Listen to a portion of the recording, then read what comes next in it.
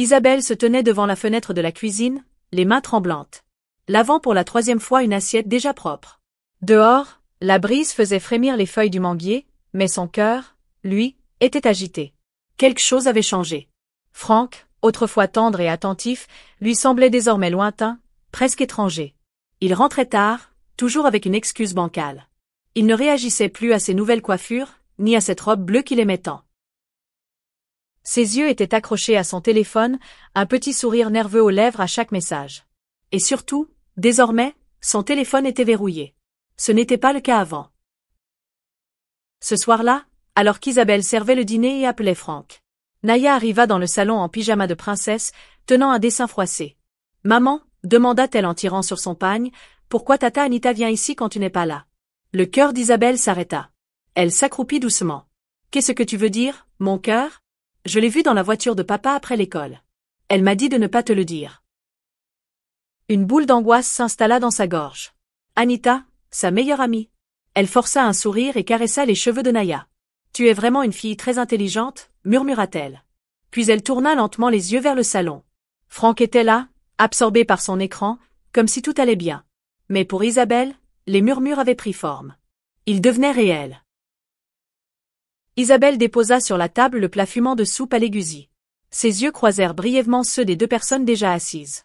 Anita était encore venue sans prévenir, et elle avait réussi à convaincre Franck de l'inviter à dîner.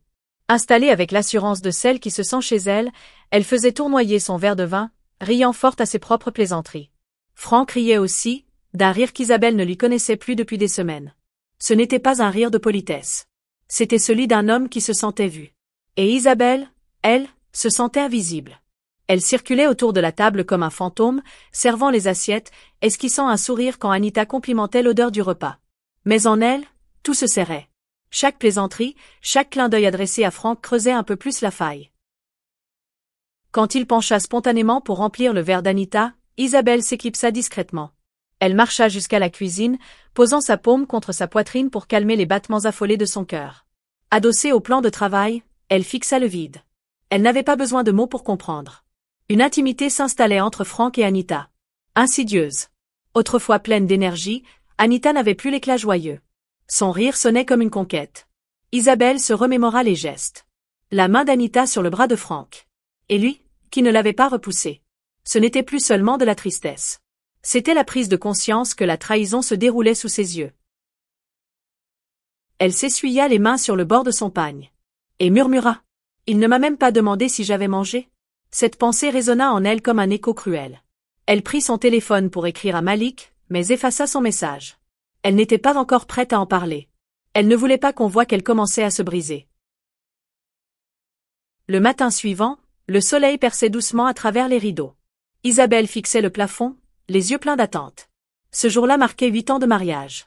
8 années de promesses, de rires, de souvenirs, et elle espérait, juste un signe. Elle se leva tôt, enfila la robe bleue qu'il aimait tant, celle qu'il lui avait complimentée un dimanche matin, des années auparavant. Elle prépara le petit déjeuner préféré de Franck, une frittata de plantain, avec du jus frais pressé. Elle dressa la table, ajouta une bougie pour la touche sentimentale. Mais les minutes passèrent. Puis les heures. 9 heures sonnèrent. Franck était parti au travail. Sans un mot. Pas de note. Pas de baiser. Pas même un joyeux anniversaire. Isabelle s'assit à table, face à l'assiette vide de son mari. Elle ne pleura pas tout de suite. Elle resta là, immobile, les mains serrées sous la table. La maison était silencieuse, terriblement silencieuse. Plus tard, son téléphone vibra. Un message. Anita. Joyeux anniversaire les amoureux. J'espère que vous faites quelque chose de spécial ce soir. Les mots brûlèrent. Était-ce de l'ironie? Une provocation? Ou pire, de l'hypocrisie déguisée? Quelque chose en Isabelle savait, Anita savait. Elle ne répondit pas.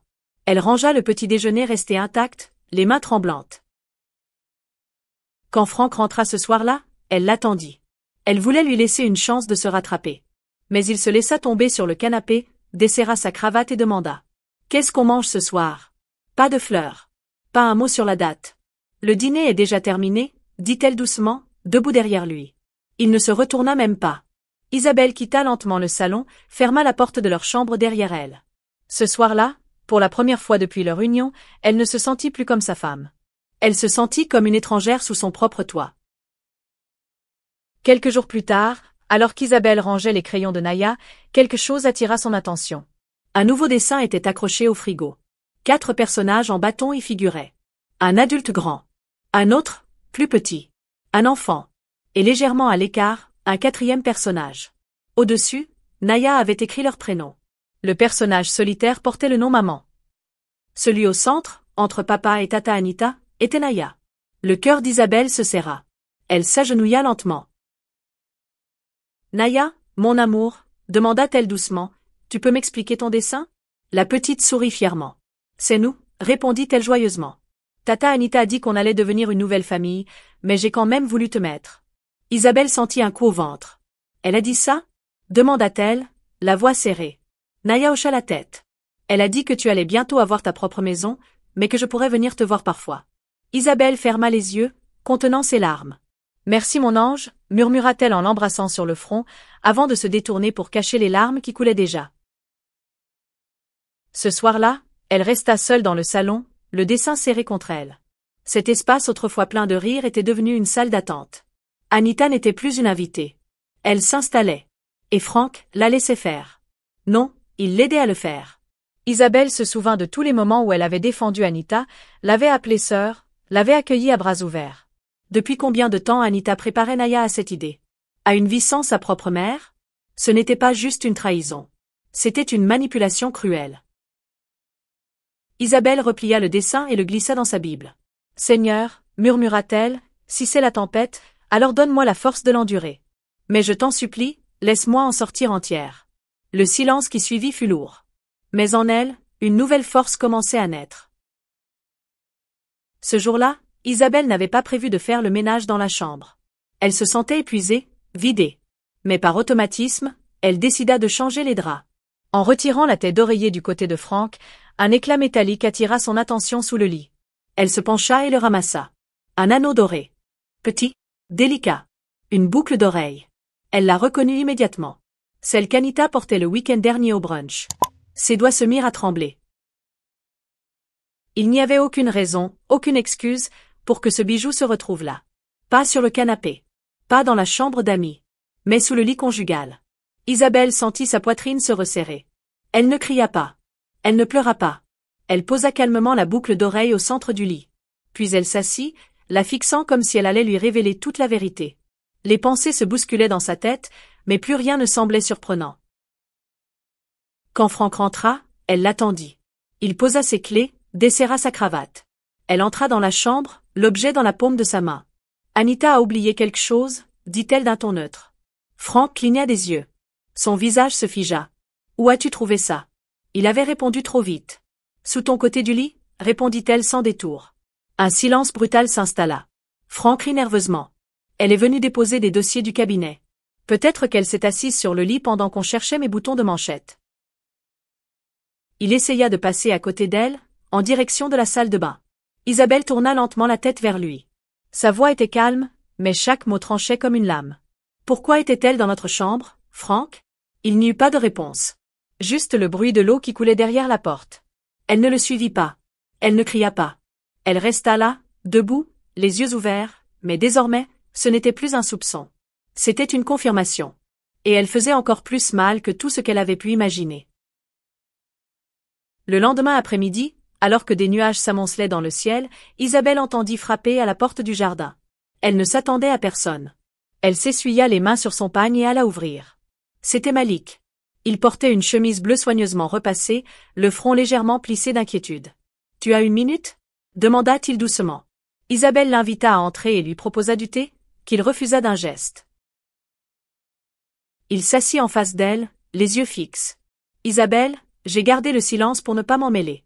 Mais je pense que tu dois savoir. » Elle se raidit.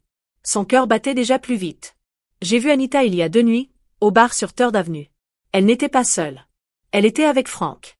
Et ce n'était pas une rencontre entre collègues. » Isabelle détourna les yeux. « J'ai trouvé sa boucle d'oreille sous notre lit, » murmura-t-elle.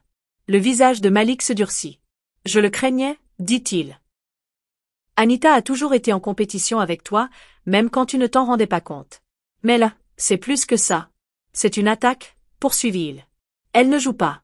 Elle s'installe. Isabelle serra les mains sur ses genoux. Elle m'appelait sœur. Malik secoua la tête. Ceux qui t'envient le plus sont souvent les premiers à t'appeler comme ça. Il la fixa. Fais attention. Elle baissa la tête. Je ne peux pas la mettre dehors. Franck la défendrait. Alors ne gaspille pas ton énergie à te battre dans une maison où ta voix ne compte plus, répondit-il en se levant. Il fit une pause à la porte. Prépare ton cœur. Ça va peut-être empirer avant d'aller mieux. Isabelle le suivit du regard par la fenêtre, regardant la pluie commencer à tomber. Malik avait mis des mots sur ce que son âme savait déjà. Anita n'était plus une invitée. Elle était une remplaçante. Et Isabelle était doucement effacée. Ce constat fut plus violent que toutes les disputes. Mais dans son cœur, quelque chose bougea. Ce n'était pas de la rage. C'était une détermination nouvelle. Ce jour-là, le soleil brûlait. Isabelle rentrait du marché, les bras chargés de lourds sacs. La sueur perlait sur son front. Elle poussa le portail de la maison et glissa sa clé dans la serrure. Mais rien. Elle essaya encore. Toujours rien. La serrure avait été changée. Le cœur battant, elle frappa à la porte. Après un long moment, la porte s'ouvrit. Ce n'était pas une aide ménagère. C'était Anita. Debout. Un verre d'eau glacée à la main. Détendue, comme chez elle. Oh, t'es rentrée tôt, dit-elle en souriant, faussement surprise. Isabelle inspira profondément. Ma clé ne fonctionne plus. Anita sirota son verre. Oui, Franck a fait changer les serrures hier. Il a dit que c'était pour la sécurité. Tu devrais peut-être l'appeler. Isabelle sentit sa bouche s'ouvrir, abasourdie. Il ne m'en a rien dit. Anita haussa les épaules et s'écarta nonchalamment. Parle-lui directement. Moi je garde juste la paix ici. Isabelle entra. Mais ce n'était plus chez elle. Les coussins avaient changé. Les rideaux aussi. Et sur les murs du salon, ses photos avaient disparu. Où sont nos photos? Demanda-t-elle, la voix tremblante. Anita se retourna avec un sourire en coin. On désencombre. Franck a dit qu'il était temps de changer d'ambiance. Isabelle resta figée. Ses sacs tombèrent au sol dans un bruit sourd. Elle regarda autour d'elle. Chaque recoin respirait l'effacement. L'endroit qu'elle avait bâti pierre après pierre, lui avait été retiré. Mais elle tient bon. Ses jambes fléchirent, mais elle se redressa. Elle ramassa ses sacs et se dirigea lentement vers leur ancienne chambre. Anita lança, d'une voix chantante et moqueuse. Tu devrais commencer à faire tes valises, Isa. Il y a des changements qui arrivent. Isabelle ne répondit pas. Mais en elle, un point de non-retour venait d'être franchi. Ce n'était plus de la tristesse. C'était le commencement du départ. Le lendemain, un coursier arriva à la maison, silencieux, sans émotion.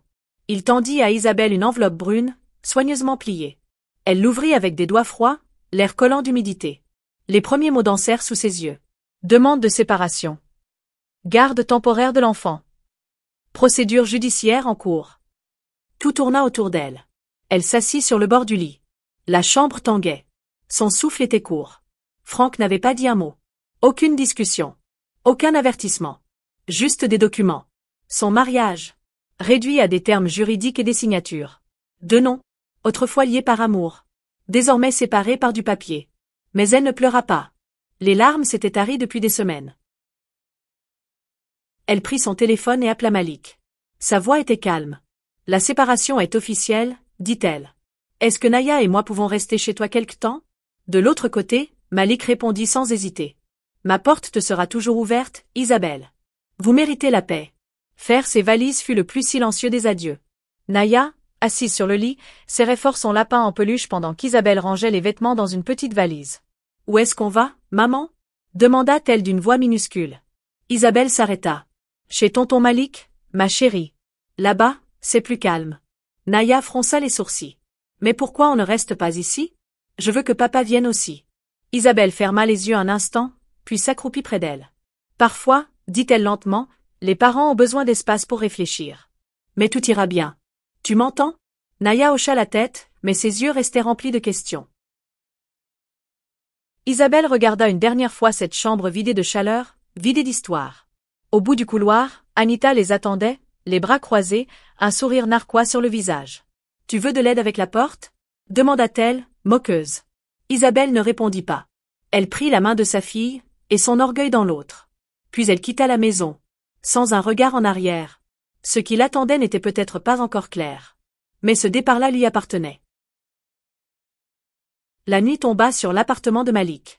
Isabelle et Naya dormaient dans la chambre d'Ami, un matelas posé au sol. Mais le sommeil n'était pas au rendez-vous. Naya se blottit contre sa mère, la petite voix à peine audible. « Maman, on peut rentrer demain? Je veux dormir dans mon lit.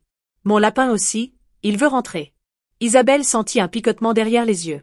Elle se retint. « Pas encore, ma chérie, » répondit-elle doucement en lui caressant les cheveux. « On doit rester ici un moment. » Un silence. Puis une autre question. « C'est parce que papa ne t'aime plus ?» Les mots frappèrent Isabelle comme une flèche. Elle entoura sa fille de ses bras. « Non, mon bébé, » chuchota-t-elle, la voix brisée. Parfois, les adultes se perdent. Parfois, l'amour aussi se perd. Naya ne répondit pas. Mais elle sanglota, tout doucement, la tête enfouie dans le cou de sa mère. Pas de cris. Pas d'éclat. Juste les pleurs silencieux d'un enfant dont le monde venait de basculer. Isabelle la serra fort. Elle ne l'arrêta pas. Elle la laissa pleurer. Car parfois, c'est le seul langage que connaît une peine si jeune. Le lendemain matin, Naya parla peu.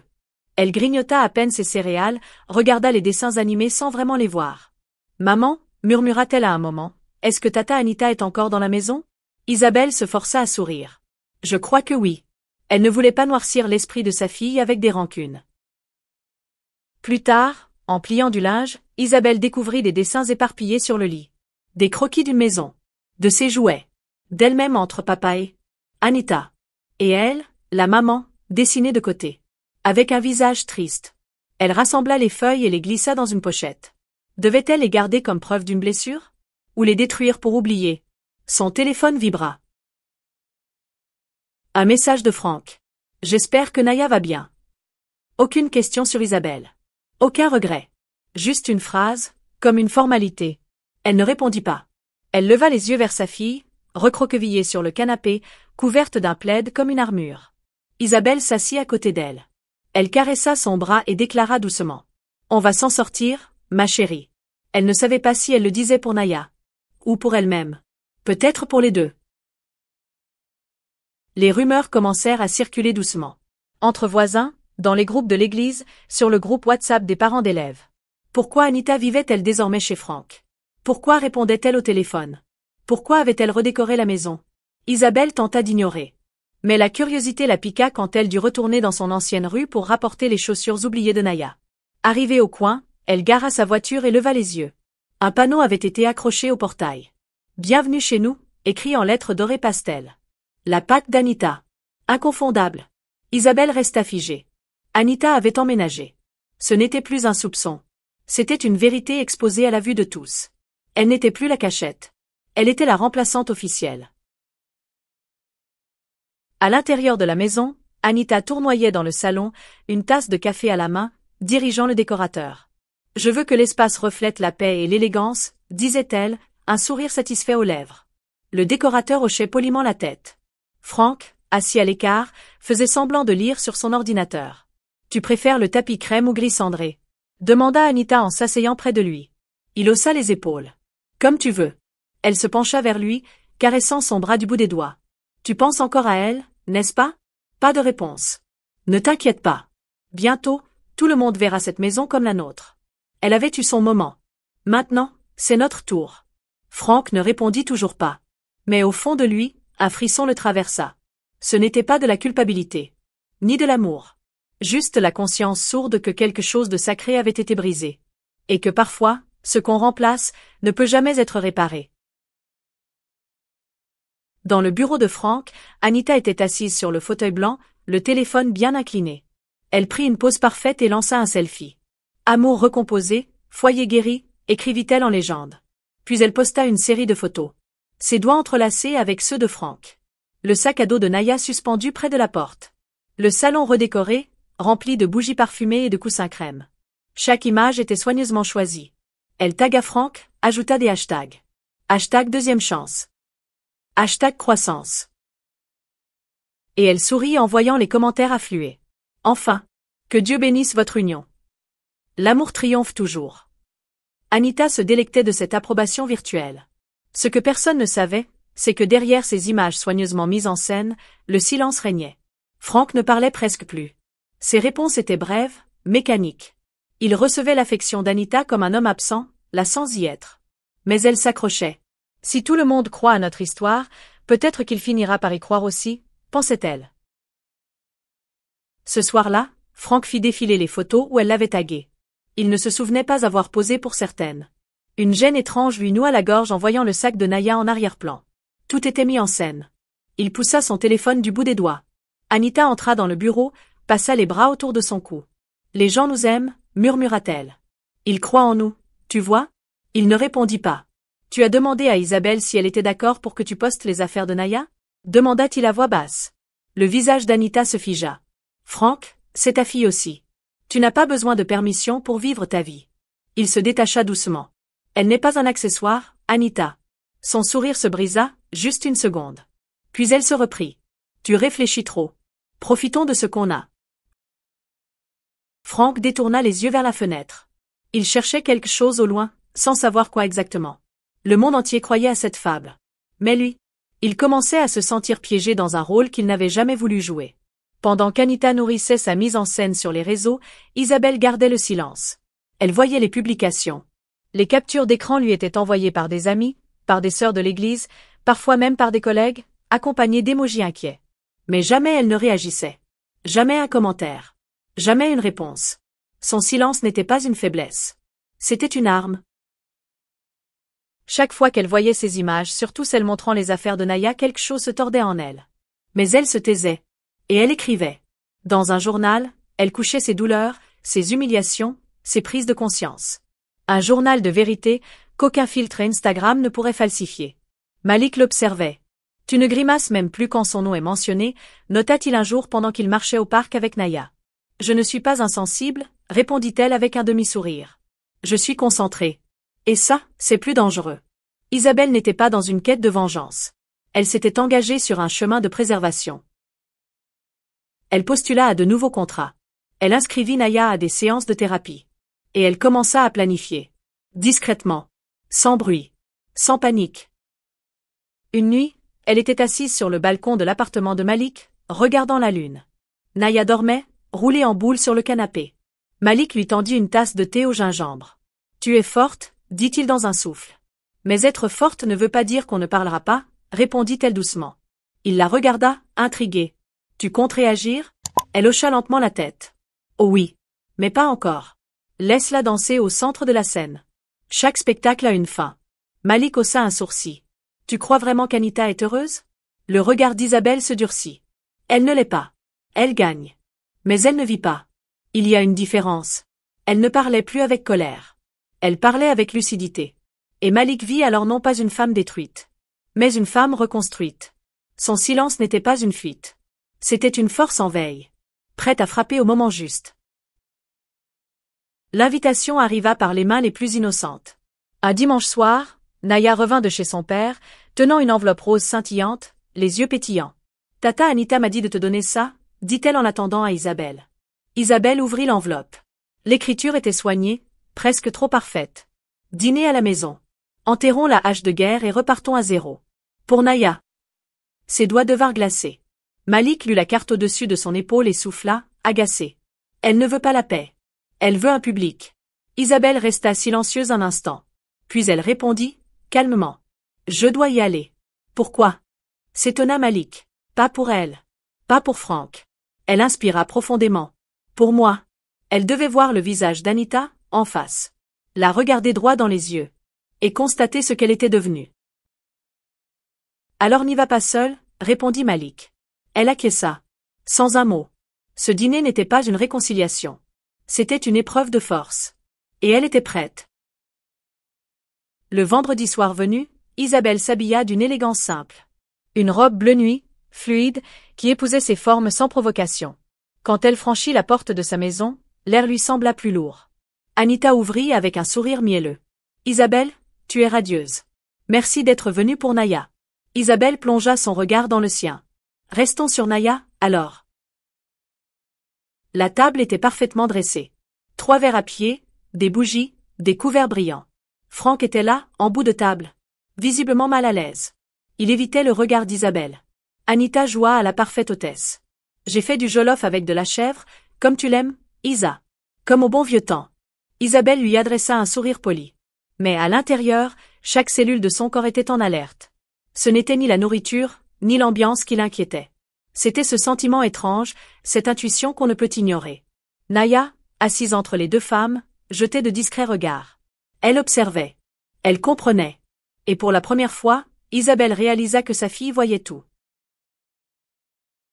La cuisine baignait dans une lumière chaude et tamisée. Anita, en robe de soie, était seule près du feu. Elle fredonnait doucement, mélangeant un ragoût épais dans une grande marmite. Tout semblait paisible, domestique, idéal. Mais ses gestes étaient trop précis, trop méthodiques. Elle ouvrit sa trousse de maquillage, en sortit un petit flacon sans étiquette. Le bouchon collait. D'un mouvement rapide, elle vérifia que personne ne la voyait. Puis elle versa quelques gouttes dans une des portions. Un agent corrosif. Inodore. Invisible. Elle avait tout planifié. Des recherches sur Internet. Des contacts anonymes. Des tests. Le plan était simple, rendre Isabelle malade. Très malade. Peut-être même, pire. Anita n'avait plus de remords. Tu as eu ta chance, chuchota-t-elle en rinçant la cuillère et en rangeant le flacon soigneusement. Ce qu'elle n'avait pas vu, c'était la petite silhouette dans l'embrasure de la porte. Naya, les pieds nus, tenait son lapin contre elle. Elle s'était levée pour demander de l'eau, mais s'était figée en voyant Tata Anita parler toute seule, l'air étrange. Quand Anita se retourna, elle sursauta brièvement. Puis son sourire revint aussitôt. « Mon trésor, qu'est-ce que tu fais debout ?»« J'avais soif, » murmura Naya. Anita lui tendit une petite boîte de jus du frigo et l'accompagna dans le couloir, une main douce mais ferme sur son épaule. « Tu n'as rien vu, n'est-ce pas ?» dit-elle, presque en chantant. Naya hocha la tête, les yeux ronds. Puis elle disparut dans sa chambre. Anita retourna en cuisine, reprit les assiettes. 2 portions. L'une empoisonnée. L'autre non. Peu importait laquelle irait à qui. Tout ce qu'elle voulait, c'était qu'Isabelle reparte. Ou qu'elle ne reparte jamais. Le dîner était trop silencieux. Anita souriait trop. Franck coupait sa viande avec une concentration absurde. Et Naya ne touchait presque pas à son assiette. Isabelle observait. Elle vit Anita pousser discrètement une certaine assiette vers elle. Elle vit ses yeux suivre chaque geste. Elle sentit l'odeur du plat, mais son instinct hurla. Juste au moment où elle allait porter la cuillère à sa bouche, Naya tira doucement sur sa manche. « Maman, dit-elle doucement, je peux avoir ton assiette ? La tienne est plus jolie. » Le visage d'Anita se figea. Un tressaillement presque imperceptible. Mais Isabelle le vit. « Non, Naya. La tienne est très bien, » répondit Anita, un peu trop vite, un peu trop fort. Mais Naya insista. « S'il te plaît, maman. J'aime mieux la tienne. » Isabelle croisa le regard de sa fille. Puis celui d'Anita.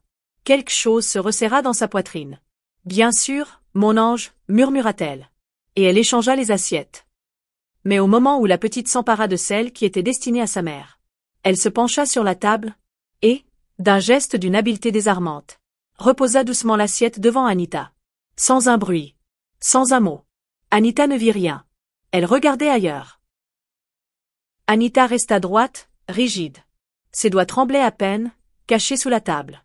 Franck releva enfin les yeux. « Tout va bien ?»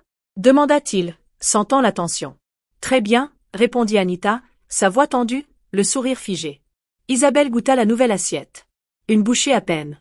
Mais ses yeux ne quittaient pas Anita. Anita, elle, grignotait à peine. Elle ne souriait plus. Son regard fuyait. Puis elle prit une bouchée de sa propre assiette. Elle mâcha lentement. Avalait difficilement. Puis but un grand verre d'eau. « C'est délicieux » souffla-t-elle, la gorge serrée. À côté, Naya mangeait tranquillement, inconsciente d'avoir réécrit le cours de la soirée. Isabelle, elle, n'avait plus faim. Mais elle resta digne. Elle savait. Et maintenant, elle attendait. Après quelques bouchées à peine, Anita posa sa fourchette. Son teint vira au gris. Elle avala difficilement. Ses mains devinrent moites. Je vais aux toilettes, murmura-t-elle en se levant précipitamment. Elle tituba dans le couloir. Puis on entendit le bruit des vomissements. Violent. Profond. Franck se leva aussitôt. « Elle va mal » s'écria-t-il. Mais Isabelle lui posa doucement la main sur le bras. « Donne-lui un peu d'espace » dit-elle calmement. Elle ne cria pas. Elle ne trembla pas. Car en elle, tout était clair. Les tremblements d'Anita. Le regard paniqué quand Naya a voulu échanger les assiettes. L'intuition viscérale. Anita avait empoisonné le plat. Mais ce soir-là, le poison était revenu à sa source. Quelques minutes plus tard, un bruit sourd retentit. Le verre d'Anita venait de se briser dans la salle de bain. Puis des gémissements, faibles, douloureux. « Isabelle, elle brûle !» cria Franck, affolé. Elle hurle de douleur. Isabelle se leva doucement. « Appelle une ambulance. » Franck attrapa son téléphone, les doigts tremblants. Anita, elle, gémissait toujours, à moitié allongée sur le carrelage froid, la main sur le ventre, la bouche tordue. Isabelle se pencha vers Naya, qui observait, silencieuse. « Tu as vu quelque chose, mon amour ?» demanda-t-elle à voix basse. Naya hocha la tête. « Elle a mis quelque chose dans ta nourriture, quand tu regardais pas. Alors j'ai échangé les plats. » Isabelle ferma les yeux, la gorge nouée. Des semaines de douleur. Et c'est son enfant qui l'avait protégée. Elle serra Naya contre elle, des larmes silencieuses coulant enfin. Dans une autre pièce, Anita se tordait sous l'effet de sa propre trahison. Et au loin, les sirènes de l'ambulance approchaient. Isabelle ne pria pas pour la vengeance. Elle pria pour la gratitude.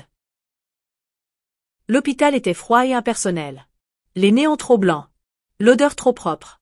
Anita était allongée sur un lit d'examen, le corps secoué de spasmes, la peau moite. Franck faisait les 100 pas devant la salle d'urgence. Le visage défait. Le regard vide. Un médecin sortit enfin. Elle a ingéré un produit corrosif, annonça-t-il sans détour. Brûlures internes. Lésions sévères. Il faudra envisager des traitements de reconstruction. Elle aura des séquelles. Peut-être à vie. Franck chancela. Quel genre de produit? On attend les résultats toxicologiques. Mais ce n'est pas un accident. Plus loin, dans le couloir, Isabelle se tenait debout, Naya dans les bras. Franck s'approcha d'elle. « Tu savais ?» demanda-t-il à voix basse. Isabelle le fixa calmement. « Non. Mais, j'ai senti quelque chose. Je l'ai vu dans ses yeux. » Il hésita. « Tu crois qu'elle a voulu ?» Sa voix se brisa. Isabelle caressa les cheveux de Naya, couvrant doucement ses oreilles. « Je crois qu'elle a voulu m'écarter définitivement. Mais Dieu avait un autre plan. » Franck posa les mains sur son visage. Le choc. La honte. La vérité brutale. « Ce n'est pas possible, murmura-t-il. « C'est réel, Franck, dit Isabelle. Tu l'as laissé entrer. Tu lui as donné mon espace. Ma fille. Ma maison. » Elle s'approcha, son regard tranchant. Mais elle a fait une erreur. Elle a sous-estimé l'amour d'une enfant pour sa mère.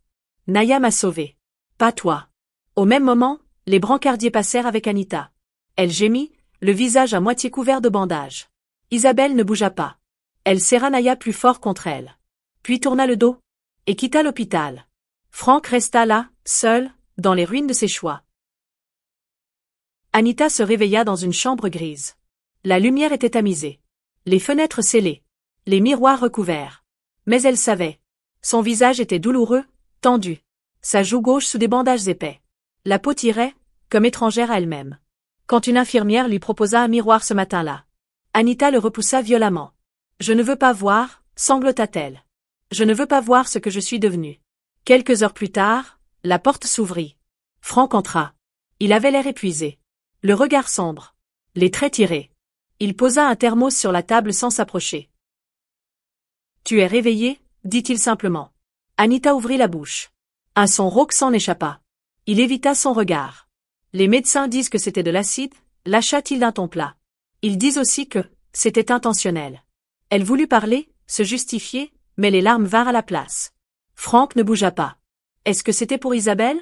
demanda-t-il enfin. « Est-ce que tu voulais la blesser ?» Anita détourna la tête. Pas un mot. Juste le silence. « Tu étais censé être son ami, » dit Franck, la voix glacée. « Et moi, je t'ai laissé entrer. Tu as détruit tout ce qui nous restait. Et le pire, c'est que Naya a tout vu. » Il serra les poings.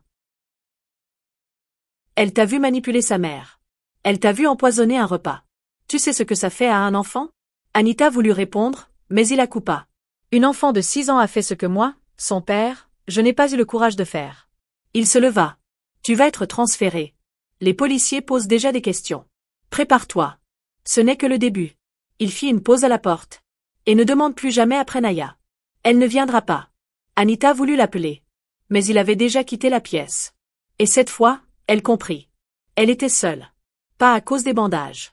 Mais à cause de ce qu'elle était devenue. Dans sa chambre d'hôpital, Anita reçut enfin une visite. Une amie de longue date. Elle entra avec hésitation, posa un sac sur la table, et s'assit sans un mot. « Tu crois que j'ai fait ça ?» demanda Anita d'une voix éraillée. Son ami la fixa, les lèvres serrées. Ce n'est pas ce que je crois, c'est ce que tout le monde commence à comprendre. Anita s'emporta. Isabelle a retourné tout le monde contre moi. Elle joue les victimes. Mais c'est elle qui a changé l'assiette. Elle m'a empoisonné, pas l'inverse. Alors pourquoi y a-t-il tes empreintes sur le flacon? Répliqua son ami froidement. Pourquoi Naya, une enfant de 6 ans, dit avoir vu mettre quelque chose dans la nourriture? Anita resta sans voix. Tu ne comprends pas, bredouilla-t-elle. J'étais blessée. Je voulais juste qu'elle parte. J'ai tout donné à Franck. Tout. Et tu as presque pris une mère à sa fille, coupa l'autre femme. Tu n'as pas seulement trahi une amie, tu as blessé un enfant. Elle se leva. Son regard était dur. Ce n'est plus une rumeur, Anita. C'est un crime. Et même si Isabelle ne parle pas, la vérité, elle, a déjà commencé à parler. Pendant ce temps, chez Malik, Isabelle était assise sur le canapé, Naya blottie contre elle. La petite restait souvent silencieuse. Mais chaque mercredi, une thérapeute venait la voir. Peu à peu, les mots prenaient forme. Un soir, alors qu'elle dessinait sur une feuille, elle dit. Elle m'a dit de ne rien dire. Elle souriait, mais ce n'était pas un joli sourire. On aurait dit, un monstre caché derrière un masque. Isabelle l'embrassa sur le front, la gorge nouée. Tu as été courageuse, mon cœur. Tu as protégé ta maman. Tu as dit la vérité. Ce même soir, Malik entra doucement. Franck est venu au bureau. Il veut te parler. Isabelle baissa les yeux. Il a eu sa chance. Il ne demande pas pardon. Il est juste, brisé. Elle caressa les cheveux de sa fille. Qu'il se répare d'abord. On est en sécurité maintenant. Et c'est tout ce qui compte. Quelques jours plus tard, dans un bureau feutré de l'administration familiale, Isabelle était assise en face des enquêteurs. À ses côtés, Malik, droit, calme, protecteur. Sur la table, un enregistreur, un dossier épais et une transcription complète de la séance de thérapie de Naya. Un officier prit la parole. Nous avons réécouté plusieurs fois les propos de votre fille. Sa description est constante. Son comportement non verbal appuie ses dires. Il se pencha légèrement. Ces mots confirment une intention claire de la part d'Anita Nuozu. Isabelle resta immobile, mais ses doigts tremblaient légèrement sur ses genoux. L'officier continua. Nous avons également retrouvé ses empreintes sur un petit flacon retrouvé dans la poubelle de la cuisine. Et l'analyse chimique confirme que la substance retrouvée dans son sang correspond aux résidus retrouvés sur une des assiettes. Un long silence suivit. Puis il demanda. Madame Okwa, souhaitez-vous déposer plainte supplémentaire? Isabelle inspira longuement. Je ne veux pas une vengeance, dit-elle. Je veux protéger ma fille. Et lui apprendre que se taire face au mal n'est jamais une solution. Malik posa une main réconfortante dans son dos. Nous utiliserons toutes les voies légales, ajouta-t-il. Elle a tenté de tuer. Et elle a traumatisé un enfant. L'officier acquiesça. Nous allons annuler sa libération sous contrôle médical et engager des poursuites officielles. Tandis que les dossiers étaient rangés, Isabelle murmura pour elle-même. Ce n'est pas ma justice. C'est celle de Naya. Ce soir-là, alors qu'elle lisait une histoire à sa fille, Isabelle ne tremblait plus. Son cœur était encore fatigué, mais son esprit, clair. La tempête ne l'avait pas brisée. Elle avait appris à nager au milieu des vagues. Et désormais, elle ne se noierait plus jamais dans les trahisons des autres. Dans la chambre stérile du service de soins privés, Anita fixait le plafond. Elle refusait toujours les miroirs. Elle refusait la lumière. Et surtout, elle refusait de penser. Mais chaque matin, une infirmière entrait. Changeait ses bandages. Nettoyait ses plaies. Et Anita sentait la réalité lui déchirer la peau. Son visage, autrefois admiré, était méconnaissable. Un côté boursouflé. L'autre, tendu, cicatrisé, rigide. Et dans son esprit, une image revenait en boucle. Le regard calme d'Isabelle au dîner. Les yeux innocents de Naya. Et le feu qui avait brûlé sa gorge au moment où elle avait avalé la bouchée. Ce n'était pas un cauchemar. C'était sa réalité. Plus tard dans la journée, la porte s'ouvrit. Franck entra, lentement. Hésitant. Il resta à distance. Elle tourna la tête vers lui, les yeux remplis d'espoir. « Tu es venu ?» souffla-t-elle. Il ne souriait pas. « Les policiers vont revenir demain. Le dossier est rouvert. Ils ont assez de preuves. Tu les laisses faire ?» gémit-elle. Franck ne répondit pas. « Je t'aimais, Franck, » murmura-t-elle. « Tout ce que j'ai fait, c'était pour toi. » Il la fixa, le visage dur. « Tu as essayé de tuer. À la table de ma fille. Dans sa maison. Devant ses yeux. » Elle voulut parler, mais il enchaîna. « Tu ne m'as jamais aimé. Tu as aimé ce que tu voulais voler. Et maintenant, regarde ce que tu es devenu. Il se leva. Les policiers viendront. Prépare-toi. À la porte, il s'arrêta une dernière fois. Et ne parle plus jamais de Naya. Elle ne viendra pas. Jamais. Anita tendit une main tremblante. Franck, s'il te plaît. Mais il était déjà parti. Et cette fois, ce n'était pas le miroir qu'elle redoutait. C'était elle-même. La salle de thérapie était douce et rassurante. Des peluches dans un coin, des crayons éparpillés sur une table basse. Une grande fenêtre laissait entrer la lumière du matin. Naya était assise en tailleur sur le tapis, concentrée sur un dessin. 4 personnages autour d'une table. Elle, sa maman, son papa. Et un 4e personnage, à l'envers, comme suspendu. Madame Olabesi, la psychologue, l'observait avec bienveillance. « Naya, tu peux me parler de ton dessin ?» demanda-t-elle doucement. Naya releva les yeux. « C'est le dîner, le soir où j'ai échangé les assiettes, » dit-elle simplement. Tata Anita avait mis quelque chose dedans. Je l'ai vu rire, mais c'était pas un vrai rire.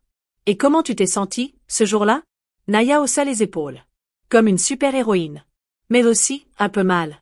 Parce qu'elle m'a dit de ne rien dire. Madame Olabesi se pencha. Tu sais, ce que tu as fait, c'est très courageux. Tu as protégé ta maman. Et tu as dit la vérité. Naya sourit timidement. Même si j'avais peur? Surtout parce que tu avais peur, répondit la thérapeute. Derrière une vitre sans teint, Isabelle écoutait, les bras croisés. À côté d'elle, un inspecteur de la police et Malik prenaient des notes. L'enregistrement de la séance était clair. Les mots simples, mais accusateurs. L'officier se tourna vers Isabelle. Ce témoignage est décisif. Un enfant ne peut pas inventer autant de détails avec une telle cohérence. Isabelle hocha la tête. Elle fait encore des cauchemars, murmura-t-elle. Elle se réveille en pensant qu'Anita se cache derrière les rideaux. L'officier la regarda avec gravité. On peut poursuivre sur la base de mise en danger d'enfants, en plus de tentative d'homicide. Anita ne sortira pas indemne de cette affaire. Isabelle caressa doucement les cheveux de sa fille lorsqu'elle revint dans ses bras. J'ai bien parlé, maman? Tu as fait mieux que bien, ma chérie. Tu as dit la vérité. Et la vérité, sauve. La salle d'audience était glaciale. Non par la température, mais par la tension qui y régnait. Isabelle était assise au premier rang, vêtue d'une robe sobre, les mains croisées, le regard déterminé. Un peu plus loin, Franck s'était placé à l'écart, le visage fermé. Et au fond de la salle, les murmures circulaient. Des journalistes, des curieux, des voisins. Tous venus voir la chute d'Anita. Elle fut introduite en fauteuil roulant, le visage en partie bandé. Un foulard recouvrait ses joues marquées. Ses yeux ne croisaient personne. Quand le juge entra, la salle se figea. Le procureur prit la parole. Il présenta les faits. Le flacon retrouvé. Les analyses. Le témoignage de l'enfant. La tentative de dissimulation. La préméditation. Puis, on diffusa l'enregistrement de Naya. Sa voix enfantine, limpide, racontant ce qu'elle avait vu. La salle retint son souffle. Anita gardait la tête baissée. Son avocat plaida l'instabilité émotionnelle. La trahison.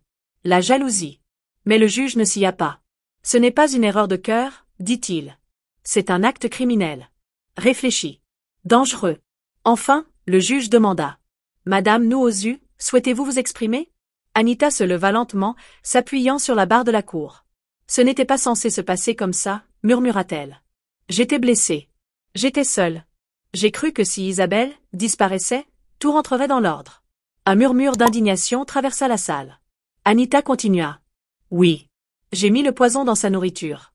Oui, j'ai souri quand je croyais qu'elle allait le manger. Mais je n'ai jamais pensé que c'est la petite. Sa voix se brisa. C'est elle qui l'a sauvée. Et c'est moi, le monstre. Elle s'effondra sur sa chaise. Le juge frappa de son marteau. Merci pour votre sincérité. Le verdict sera rendu demain. Aucun applaudissement. Juste un silence épais. Celui de la justice, qui s'approchait à pas sûrs. Et dans ce silence, Isabelle n'avait plus besoin de parler. La vérité parlait pour elle.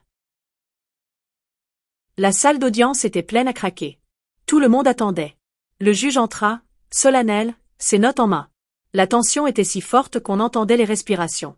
Anita fut amenée, toujours en fauteuil, son visage partiellement couvert. Elle semblait brisée, mais ce jour-là, plus rien ne pouvait être caché. Le juge prit la parole. Avant de prononcer la sentence, la victime a demandé à s'adresser à la cour. Un murmure parcourut la salle. Isabelle se leva. Chaque pas jusqu'à la barre était lourd de souvenirs, mais elle avançait la tête haute. Face au juge, au public, et à Anita, elle déclara d'une voix claire. Je ne me tiens pas ici comme une victime. Je me tiens ici comme une mère. Comme une femme qu'on a essayé d'effacer, doucement, sournoisement, sous prétexte d'amitié. Elle se tourna brièvement vers Anita. Elle m'a appelée sœur. Elle a mangé à ma table. Et pendant que je partageais ma maison, elle préparait ma disparition. Un silence absolu s'installa. Ce qu'elle a fait dépasse la trahison. Elle a voulu me remplacer. Porteur ma vie comme un vêtement qu'elle aurait mérité. Elle inspira. Mais je ne suis pas venue pour demander la punition. Je suis venue pour faire une promesse à ma fille. Et à toutes les femmes qui doutent de leur voix. Elle fixa le juge. Le mâle ne porte pas toujours des cornes. Parfois, il sourit. Il sent bon. Et il s'assied dans votre salon. Quelques larmes brillèrent dans la salle. Je ne la hais pas. C'est un cadeau que je refuse de lui faire. Mais je ne la protégerai pas non plus. La loi doit faire ce que le cœur ne peut pas. Puis elle retourna à sa place.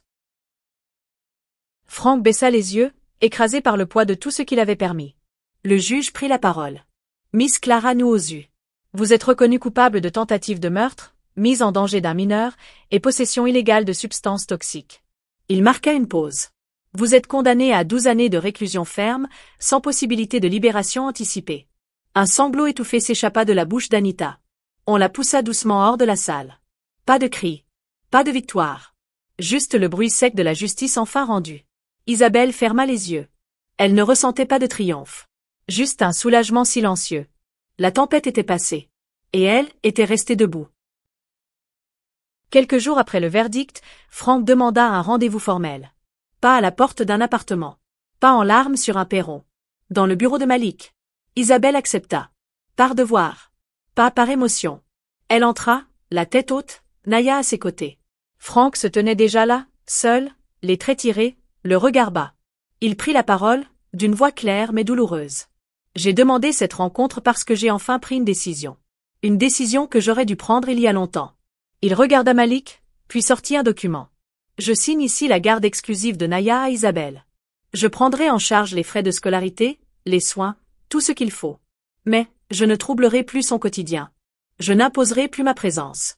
Isabelle resta silencieuse.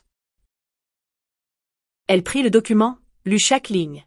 Puis elle signa. Un à un, les papiers furent remplis. Légalement, définitivement. Frank releva les yeux. Pourquoi maintenant? Demanda Isabelle. Il inspira. Parce qu'elle ne m'appelle plus papa dans son sommeil. Parce que dans ses dessins, je n'apparais plus. Il jeta un regard furtif vers Naya. Et je ne lui en veux pas. Je veux juste qu'elle se sente en sécurité. Même si ça veut dire, sans moi. Isabelle se leva lentement. Tu nous as trahis. Mais aujourd'hui, tu fais un pas vers la réparation. Frank acquiesça, les yeux humides. Elle se pencha vers sa fille. Dis au revoir, ma chérie. Naya leva la main, hésitante.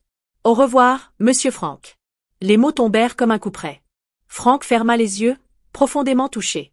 Au revoir, Naya. Reste gentille. Comme ta maman. Isabelle prit la main de sa fille et sortit. Frank resta assis, seul. Le dossier de garde signé devant lui. Le silence en écho.